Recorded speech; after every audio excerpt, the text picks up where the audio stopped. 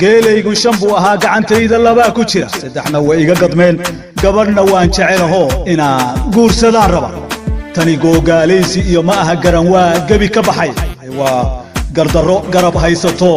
gartuna gelin kana baxay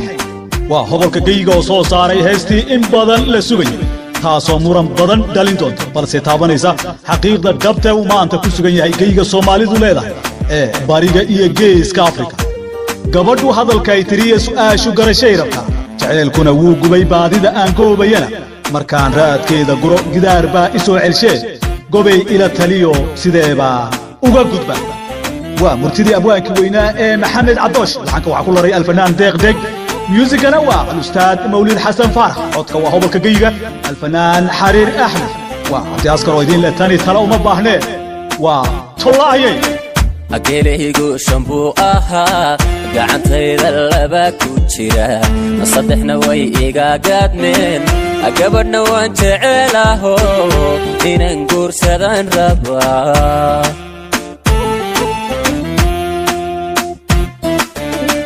أجيله شامبو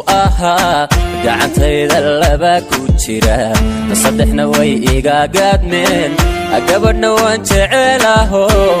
إن نقور سدان ربا. You never get bored with Kamadai Films. أساوي مركان لقري قوانكي وحي اترين نعمها يا مدحا إيو وقوها إبك وقوق يلدي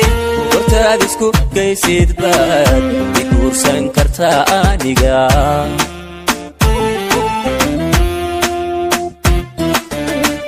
أساوي مركان لقري قوانكي وحي اترين نعمها يا مدحا إيو وقوها إبك وقوق يلدي ورتادسكو كيسيد باد يكور سنكرتا آنيقا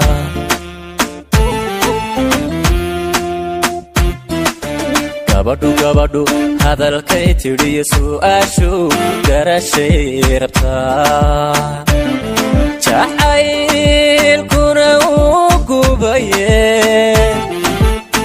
abadida aan goobayana markaan raadkeeda guro gidaar baa isoo ceshe gobay ila taliya oo sidee baan uga gudbaa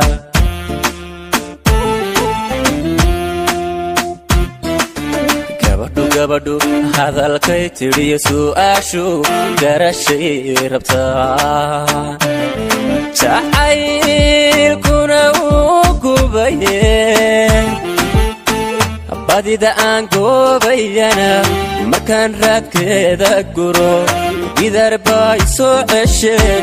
gobay ila taliya oo sidee baan uga gudbaa